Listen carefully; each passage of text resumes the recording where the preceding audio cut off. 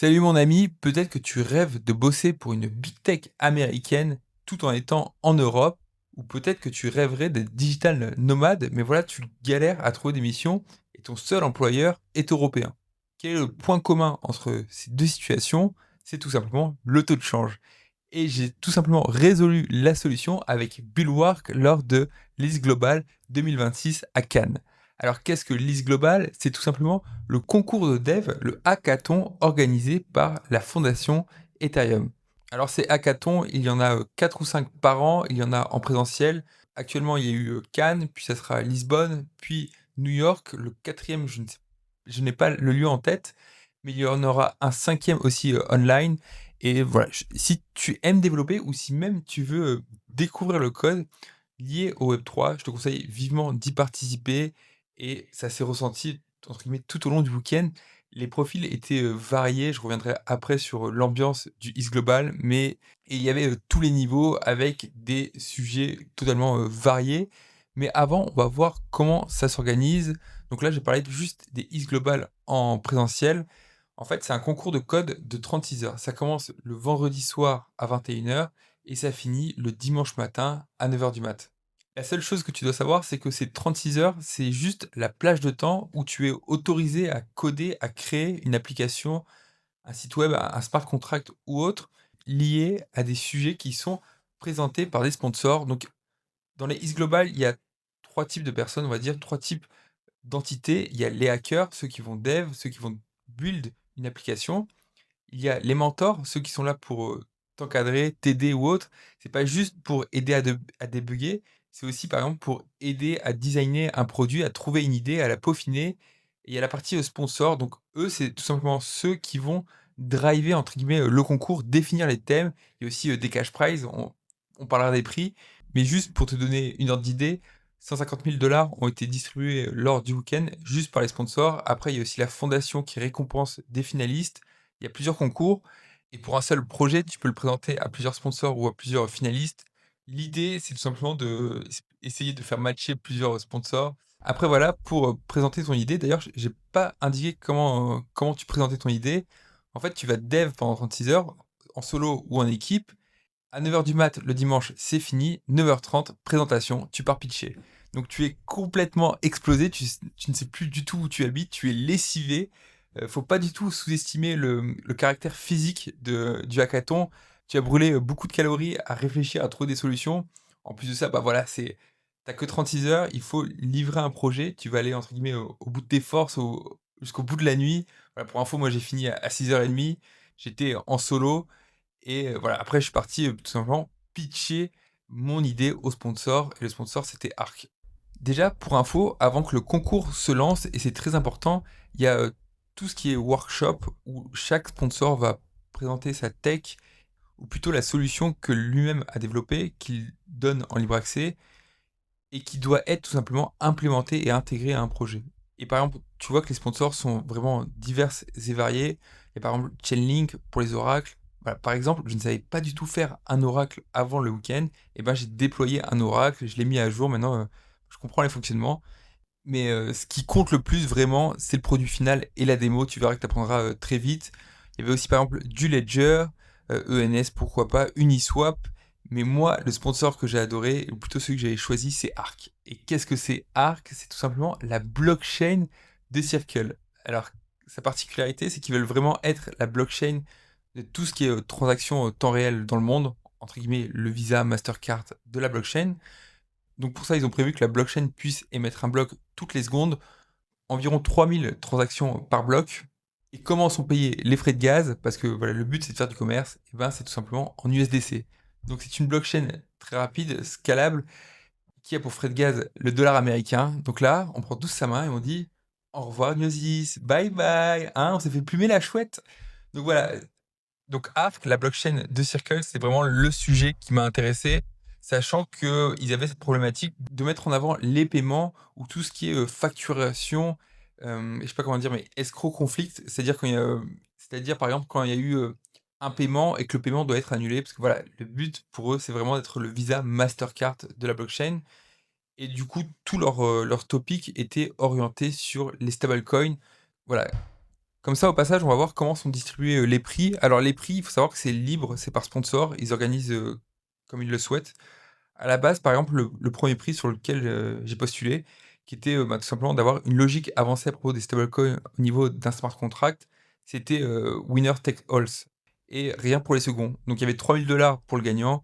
Au final, ils ont divisé en 2 et ils ont fait ça pour tous leurs prix. Il y avait même un prix qui avait, entre guillemets «un podium», mais ils ont réparti au final, les gains comme cela.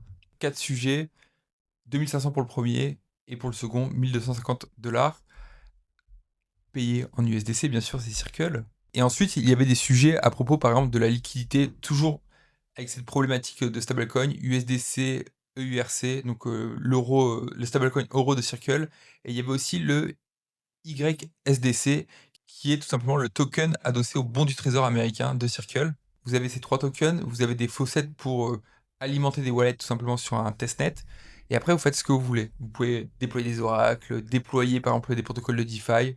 Enfin bref, vous êtes vraiment libre de créer. Il y a une structure minimaliste, entre guillemets, des, des petites consignes à appliquer. Et après, vous faites ce que vous voulez. Et les autres sujets est à propos des nano-paiements. Alors, en tout cas, ce topic de micro ou nano-payments, il revient tout le temps. Et pourtant, moi, j'arrive pas à voir, à titre personnel, après, ce n'est que mon avis, comment le Web3 va vraiment influencer ce qui existe déjà avec des micro et nano-payments. En tout cas, grosse erreur, parce que c'est vraiment là-dessus que Arc ou Circle attendaient des sujets. On le verra d'ailleurs avec le sujet gagnant de la logique avancée. Mais voilà, ça peut être appliqué pour tout simplement des services pay as you go, c'est-à-dire tu payes que ce que tu consommes, comme par exemple un VPN qui a été sélectionné dans un autre sujet. Et pourquoi j'ai pris le sujet de Arc et je ne l'ai pas mixé avec d'autres sponsors ou autres? Eh bien, car tout simplement, dans l'après-midi, voilà, on a vu les hackers, les sponsors, maintenant on va voir les mentors. Ben, eux, ils sont là tout simplement pour vous aider à designer une idée. Et j'ai rencontré quelqu'un qui s'appelait aussi Baptiste, qui travaillait pour un projet Web3 sur les options, tout simplement, comment faire un système, une interface, une infrastructure pour pouvoir faire des options, autant pour moi, tout simplement directement sur la blockchain et sur n'importe quelle blockchain EVM. Eh bien, en fait, Baptiste bossait pour une boîte américaine, était payé en dollars et il était exposé à l'euro parce qu'il vivait en France. Et c'est lui qui m'a poussé cette idée de tout simplement faire un système d'options ou d'assurance pour assurer un revenu mensuel minimum pour des remote workers qui seraient payés dans une devise, par exemple le dollar, mais qui seraient exposés à une autre devise comme par exemple l'euro. Et bien sûr, ça marche dans les 2 sens. En fait, l'idée c'était tout simplement de faire matcher 2 offres et de faire entre guillemets «un market maker» qui prenait la différence. Bon, ça a été un peu plus, complexe, je vous montrerai, la présentation à la fin, mais au moins, ce qui est intéressant aussi avec, tout cet univers, à l'East Global, c'est que bien sûr, il y a les mentors, il y a les hackers, il y a les sponsors et vous voyez vraiment des gens qui sont exposés au Web3. Voilà, j'essaie de vous partager le Web3 ou en tout cas, ma découverte de cet écosystème à travers cette chaîne. Mais là, j'ai vraiment rencontré des gens qui travaillaient sur des projets, même des boîtes, hein, voilà. Le but, c'est quand même de faire, du cash. En tout cas, c'était très enrichissant et j'avais déjà participé à la version online. Là, la version, physique, franchement, vous allez rencontrer tout type de personnes. Donc là, je vous parlais des mentors qui étaient vraiment expérimentés. Il y a aussi toute la partie, participants. Là, il y a un peu de tout. Il y a ceux qui viennent, pour découvrir, pour passer, un bon moment entre potes, tout simplement pour coder. Il y a ceux aussi qui veulent faire, une belle performance. Parce que bien sûr, il y a du cash en jeu, mais pas que. Il y a en fait, c'est un peu un incubateur, hein. C'est, viens recruter les prochains talents ou viens recruter mon prochain, projet, hein. Vous pouvez être des participants, être, excellent, vous faire repérer, être embauché par exemple dans un projet Web3 ou dans une boîte, mais vous pouvez aussi développer votre idée et après, bien sûr, par exemple, Circle, tout le monde le disait, si tu as une bonne idée, va leur gratter des sous parce qu'ils ont du cash et ils veulent justement lancer des projets, lancer des startups entre guillemets. Donc c'est une expérience qui est vraiment géniale, que ça soit dans le sens pour construire des projets. Le côté humain aussi, c'est très international. Je crois qu'il y avait 650 participants et il y avait 50 nationalités. Il y avait vraiment de tout, hein. Ça allait, je me souviens que j'ai vu un Ukrainien qui est venu me voir le premier jour, il était complètement nerveux. Il avait, je pense entre 18 et 20 ans et il bougeait, il tremblait dans tous les sens et il me raconte qu'il est nerveux, qu'il a pris un vol depuis, Varsovie et il me dit à la fin: «Ouais, j'ai pris un abonnement Claude, je veux faire une perf, quoi». Donc voilà, il venait vraiment pour ça. Bon, il a pas gagné, mais tout ça pour vous dire que c'était, très stimulant et je vous le conseille vraiment. Pareil dans les participants au Web3, ça couvrait, toute la population. Vous le voyez, direct, il Il y a ceux, entre guillemets, qui aimaient bien, parce qu'il est gambling, mais NFT ou autre. Et en face, il y avait, entre guillemets, les cyberpunks, heu, les amoureux du white paper de Bitcoin. Enfin bref, ça se voyait directement. Mais c'était voilà, c'était génial. Si vous avez l'occasion de participer à un X Global, allez-y, franchement, c'est vraiment top. Allez, on va aller voir tout simplement le gagnant et voici la démo qui a gagné pour le sujet, de la logique avancée à propos des stablecoins. C'est une application, on-chain qui permet de rémunérer les artistes directement et bien plus que Spotify ou autre. Malheureusement, je pourrais pas faire la démonstration parce que c'est pas mon outil, j'ai pas voilà, pas tous les wallets ou autres. Et comment vous allez me dire, l'artiste se finance? C'est via tout simplement, hem, une extension, Chrome à télécharger qui va détecter par exemple quel artiste est écouté sur Spotify et ça va prélever les stablecoins de l'utilisateur qui est l'auditeur et ces stablecoins seront envoyés directement sur l'adresse de l'artiste. Et vous voyez tout simplement l'architecture. Donc, comme je vous disais, il y a une extension Chrome, il y a une web app, c'est le site qu'on a vu. Et il y a la partie smart contracts. Et il y a aussi toute la techno qui est utilisée. Et vous voyez que tout simplement ce projet a essayé de cocher le plus de cases. Par exemple, il y avait du ARC, donc blockchain circle. Il y avait aussi le sponsor World ID. Tout simplement, c'est prendre en photo quelqu'un, l'identifier, lui créer un wallet temporaire. Allez voir justement l'interview de Nandiba, il en parle et voilà, c'est très bien, c'est magnifique, comme techno, enfin, ça fait rêver. Après, c'est où sont stockées, les données. Ça, c'est sur des, serveurs à distance et pareil, on voit aussi que, ce projet a pris, le sponsor ENS, enfin, il a essayé de cocher le plus de cases et il en a gagné, au moins un. Je vous mettrai tout simplement en bas dans la description le lien du GitHub et aussi un site qui permet de référencer tous les gagnants des Is Global. Donc ça peut vous aider par exemple pour trouver une idée ou pour voir en fait ce qui a été fait. Bon, bien sûr, ça je l'ai découvert après, une fois sur place. Mais n'hésitez pas à, entre guillemets, brainstormer, trouver des idées. Mais par contre, vous ne codez rien, vous ne buildez rien avant vendredi 21h. Et pareil, autre point important, vous voyez qu'ils sont au moins 2 voire 3. Oui, aussi, donc Claude, beaucoup de gens utilisaient l'IA pour, coder, juste pour vous montrer qu'il ne faut pas un master, je sais pas, 5 ans d'études pour pouvoir participer à un Is Global. Et voilà, pour la petite info, j'avais trouvé justement un coéquipier à cette réunion, formation d'équipe. Voilà, j'ai trouvé quelqu'un qui voulait faire du Uniswap, Chainlink, faire de la DeFi pour faire travailler les liquidités pour, justement pour, ce système d'options ou autre. Donc voilà, on se rencontre, c'est nickel, tout se passe bien, bon feeling. On fait, je sais pas moi, une demi heure, une heure de brainstorming rapide et puis voilà, il est déjà 23h30, il est déjà tard, ça sert à rien de continuer. Pareil, de toute façon, c'est les mentors qui vont vraiment vous aiguiller même dans votre emploi du temps du week-end. Ils conseillent généralement juste de peaufiner les idées le premier soir, rien faire de plus, aller se coucher et commencer le samedi matin, très tôt et c'était ce qui était prévu. Donc là, j'envoie un message à mon coéquipier et je lui dis: «Bah, vas-y, demain rendez-vous 8h, ciao, bonne nuit, quoi». Et là, le gars me dit: «Bah, écoute, j'ai bien réfléchi, j'en ai reparlé avec les sponsors et ils m'ont dit que je gagnerais jamais ou plutôt on gagnera pas de prix avec ce que je veux faire. Donc on verra à quelle heure je me lève demain, je pars en soirée». En tout cas, voilà, moi j'ai passé un très bon week-end et c'est pour ça que tout simplement j'ai dev en solo, ce que je recommande pas du tout. D'ailleurs, si vous voulez participer à un Nice Global ou autre, l'année prochaine, si c'est encore à Cannes, pourquoi pas, dites-le moi en commentaire. Pourquoi pas monter une petite équipe ou autre. Mais du coup, je vais vous présenter ce que j'avais fait, c'est Bulwark. Alors Bulwark, qu'est-ce que c'est? Déjà, c'est un gros jeu de mots, ça s'écrit avec un K à la fin, là c'est un C comme Arc, comme la blockchain, et Bulwark, c'est tout simplement un rempart pour se protéger. Et l'idée, comme je vous disais, c'était un système d'order book entre ceux qui voulaient échanger des euros contre des dollars ou vice-versa. Et je vous ai parlé de l'oracle, voilà, que j'ai découvert, mais j'ai aussi découvert la notion d'option. Voilà, j'avais juste la notion de put et call, mais ça s'arrêtait là. J'ai découvert le strike, in the money ou autre.